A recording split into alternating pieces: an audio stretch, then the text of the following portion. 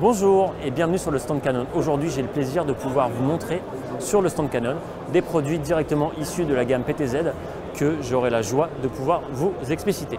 La première, c'est le nouveau contrôleur RCIP 1000 que nous venons de sortir il y a quelques mois et qui permet d'avoir une panoplie de fonctionnalités dans les domaines d'intégration, mais qui s'adresse spécifiquement plus dans le domaine broadcast. Pourquoi? Parce qu'il est pourvu notamment d'un écran qui permet d'avoir un vrai retour sur ce qui est en train de se produire et ce qui est en train de se monter.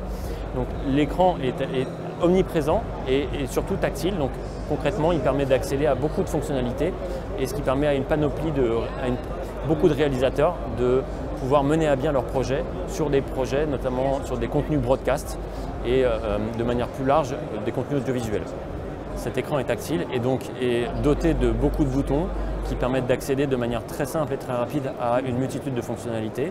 Il est équipé d'un joystick qui est plutôt ergonomique, qui a été pensé pour des besoins utilisateurs qui sont de plus en plus importants et croissants. Et aujourd'hui, ce contrôleur PTZ est vraiment notre fer de lance sur la gamme qui permet de répondre à une multitude de problématiques et de contraintes au niveau des opérateurs du broadcast.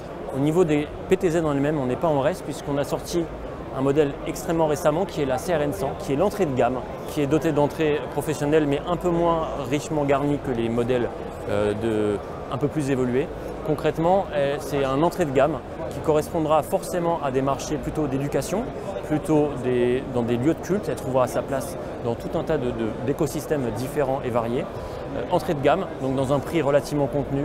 Elle fonctionne parfaitement avec le contrôleur que nous venons de voir et surtout, il y a également un autre contrôleur. Il est vraiment entrée de gamme, il ne propose pas d'écran tactile comme pouvait le faire l'autre, mais il conviendra tout à fait à des marchés de l'éducation ou des lieux de culte ou des productions plutôt simplistes en termes de besoins. Il y a un USB-C qui permet de le connecter rapidement à un PC.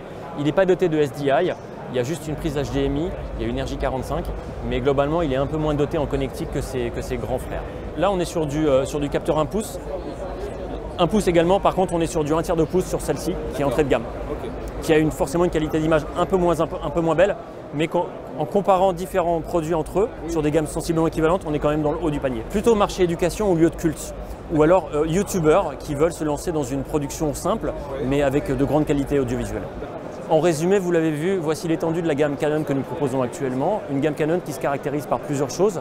Une qualité d'image qui est très importante, une très bonne qualité. Les utilisateurs sont pleinement contents.